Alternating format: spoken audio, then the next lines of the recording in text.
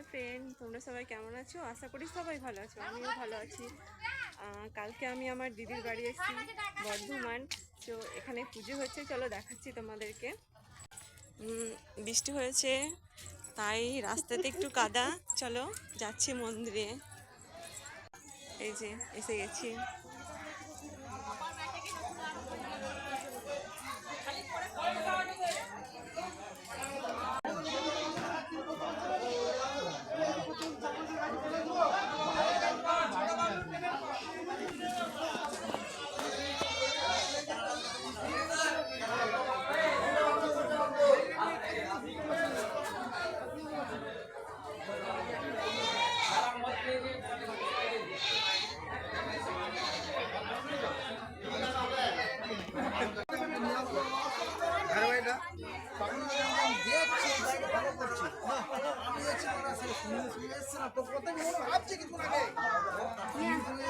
ওই গেটটা দেখে বেরিয়েছিলাম, তখন এই জায়গাটা আমার মনে পড়ছে, এই জায়গাটা চেনা চেনা লাগছে, ওই বাড়িটাই